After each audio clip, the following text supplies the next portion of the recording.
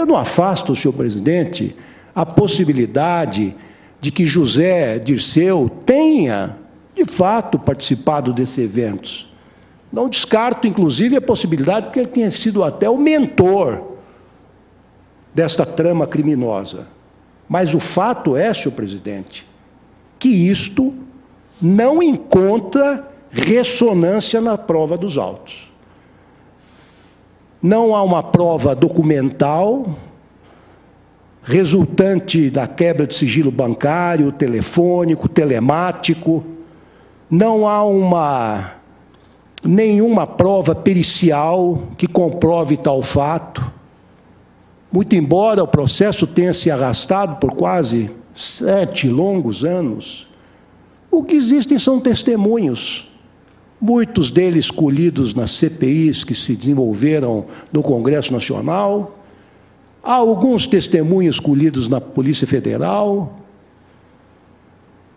muitos deles, se não a maioria, desmentidos cabalmente diante de um magistrado togado.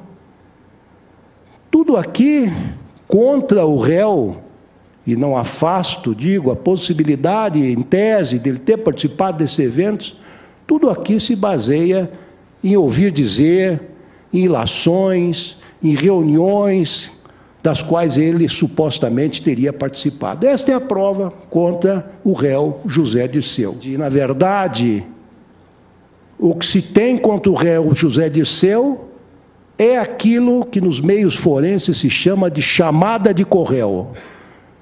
O réu Roberto Jefferson, pelas razões às quais eu farei menção, desencadeou todo este procedimento, como já disse na sessão passada, esse procedimento inicialmente político no Congresso Nacional, depois policial, finalmente judicial, e que desembocou nesta ação penal 470. Depoimento este que, como principiei a demonstrar ontem, foi desmentido, ao menos em parte, pelo corréu Roberto Jefferson, quando instado a depor em juízo. É certo que se imputa a ele uma trama criminosa destinada a obter apoio político no Congresso Nacional, a compra de votos para a reforma tributária, reforma previdenciária, até a lei de falências, um esquema para perpetuar-se no poder, mas são imputações, a meu ver, com todo respeito, muito mais políticas do que estritamente jurídicas, porque não encontram, digo, pelo menos a meu ver, estudei os autos com a profundidade que deve um magistrado realmente fazer, pelo menos com as minhas limitações pessoais, e nada encontrei nos autos. É possível que exista, mas nos autos estas imputações não foram provadas.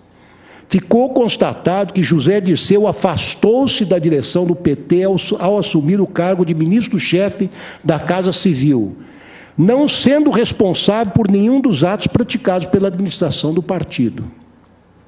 As enfáticas declarações do corréu Delúbio Soares, seu turno, corroboradas por várias testemunhas, comprovam que ele jamais agiu sob as ordens ou sob a influência de José Dirceu, ou ainda de qualquer outro membro do governo. Estou dizendo que tem no processo, porque nós, juízes, temos que julgar conforme aquilo que existe nos autos. Com efeito, o Ministério Público não logrou produzir prova nenhuma sobre a alegada relação de subordinação entre José Dirceu e Delúbio Soares, o qual, ao menos segundo o acervo probatório colhido nos autos, agia com total independência no que toca às finanças do partido. Então, digo, a defesa, como se vê, demonstrou a saciedade por meio de inúmeros depoimentos que José Dirceu não exercia nenhuma função, nem desempenhava qualquer papel administrativo na agremiação partidária a qual era afiliado durante o período em que ocupou o cargo de ministro-chefe da Casa Civil, e mais, que os assuntos financeiros eram tratados exclusivamente por Delúbio Soares. O Ministério Público, por seu lado, segundo penso, foi totalmente incapaz, ao longo da instrução criminal, de demonstrar o contrário, ainda que de forma apenas aproximada. Outra alegação do parquê, que não restou comprovada, é de que José Dirceu manteria uma ligação íntima com o Corréu Marcos Valério.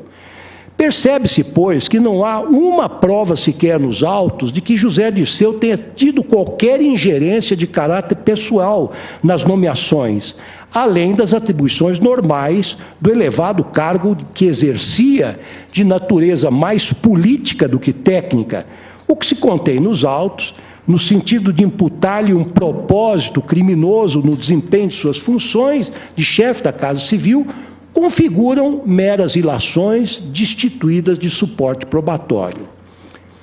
Ainda que seja lícito supor que o então ministro-chefe da Casa Civil tenha sido consultado sobre algumas nomeações ou até haja exercido influência decisiva em outras, o parquê não logrou comprovar que ele tivesse negociado cargos em troca de vantagens políticas ou mesmo financeiras. Em face de todo o exposto, constato que não existe elemento suficiente para condenar o réu José Dirceu pelo crime tipificado no artigo 333 do mesmo Códex, do Código Penal, razão pela qual se mostra de rigor a sua absolvição nos termos do artigo 386, 7 do Código de Processo Penal.